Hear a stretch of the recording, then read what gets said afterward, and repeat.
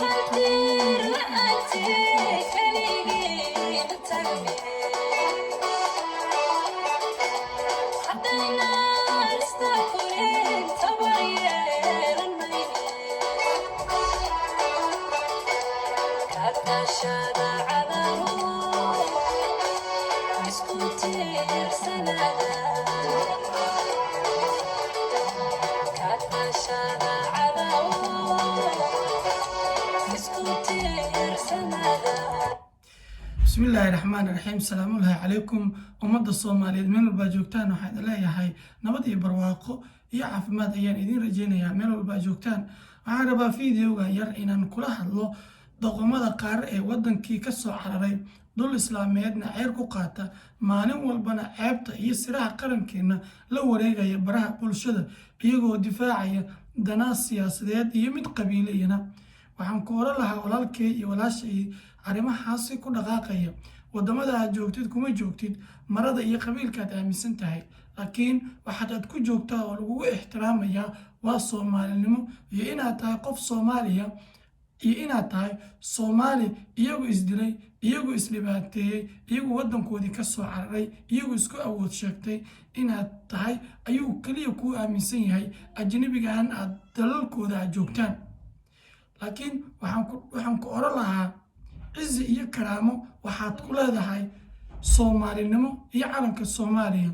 haddii calanka Soomaaliya oo awood iyo cudud militari oo yeesho waxaad noqon doontaa qof sharaf leh adduunkana cizi iyo karaamo ku wareega.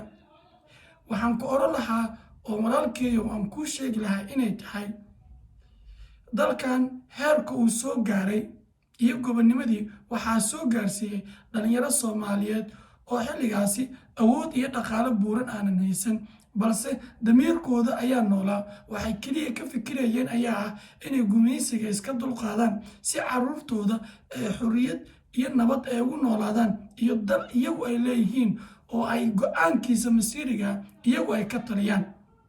waxaad ogaataa ajnabiga mar walba kuu yeeraya ama ajnabiga mar walba ku soo dhaweynaya mar walbana kaala hadlaya danahaaga ugu 99% waxaa weyn danta uu isaga ka leeyahay burburka Soomaalinimo.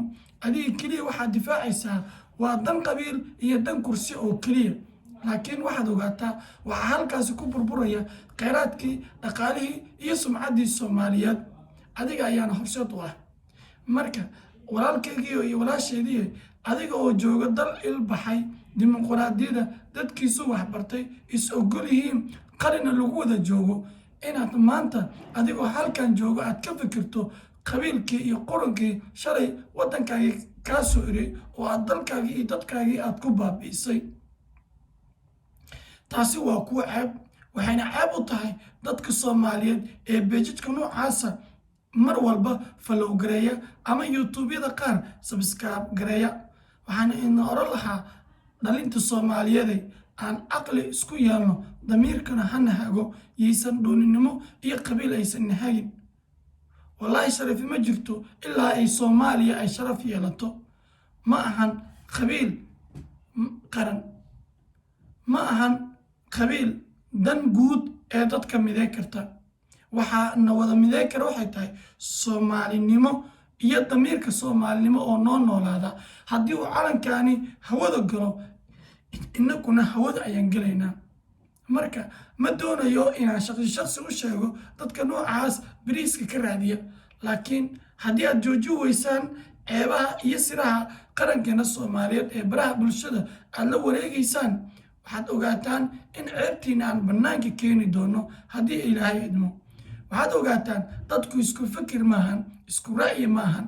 qof waa dhaliili kartaa qofna waa nici kartaa, laakiin mar walba qofka ha ka weynaado qarannimada, qofka mar walba ha ka weynaato sumcadda Soomaalinimo.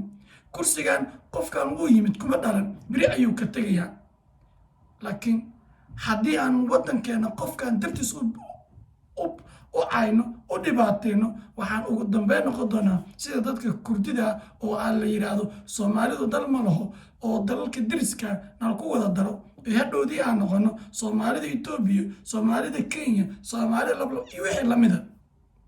walaalkay iyo walaashay qarankeena aan wada difaacno qarankeenna, aan wada taageerno, danta shaksiga aan meel iska dhigno. danta shaksiga waxay guulaysanaysaa danta caalamkeena marka uu guulaysto iyo dalkeena. aad iyo aad u mahadsantihiin ummadda Soomaaliyeed. waxaan idiin rajaynayaa dalkeena iyo dadka oo barwaaqo iyo horumar gaara. calanka Soomaaliya oo booskii uu lahaa jiray dib u soo istaaga, cududii military uu lahaa jiray iyo sida nacaska iyo doqomada ay uga cabsan jireen inuu ilaahay dib ugu soo celiyo.